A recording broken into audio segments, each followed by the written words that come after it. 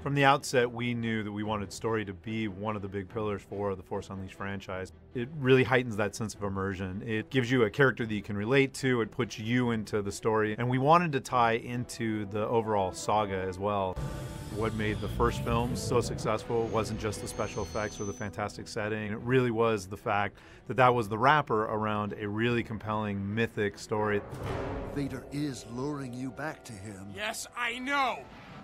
When The Force Unleashed released, we were very excited that the story got accolades and awards, and we really took that seriously and evolved the story for The Force Unleashed 2. The fact that George allowed us to fill the gap between Episode 3 and 4 gave us not only a challenge, but also a responsibility to the fans.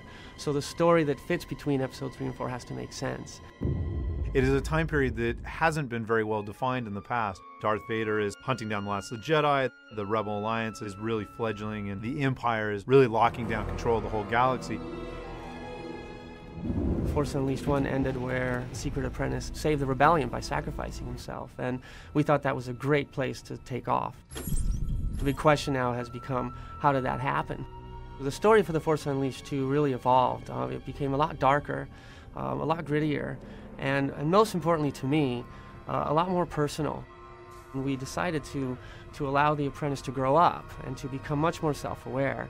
And he went from being Secret Apprentice to somebody that we actually call a name, Starkiller. He's actually a person. And he introspectively is trying to figure out why he keeps doing what he's told, and actually decides that maybe he shouldn't be doing what he's told. He should actually go out there and pursue his own identity and figure out who he is.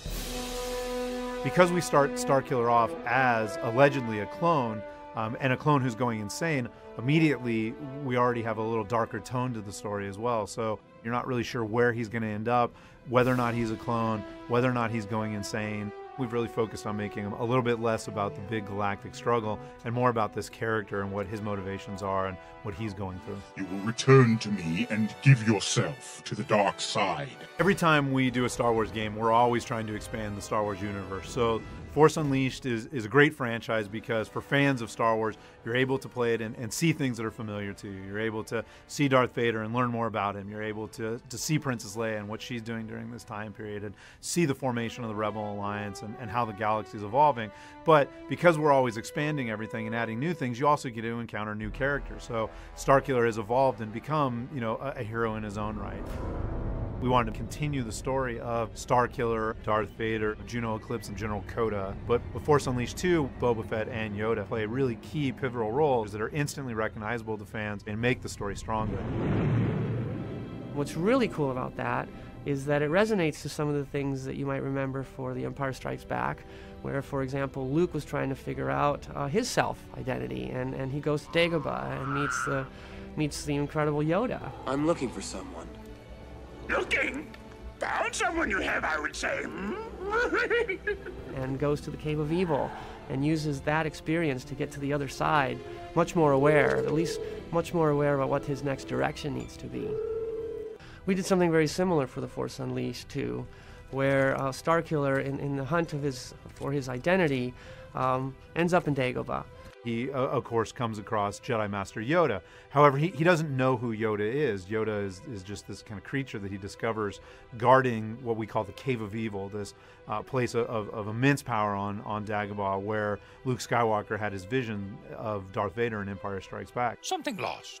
A part of yourself, perhaps. Yoda kind of helps Starkiller figure out the next steps in his journey, really encourages him to go into the Cave of Evil and have a vision of his own in order to continue on his journey and figure out where Juno Eclipse might be.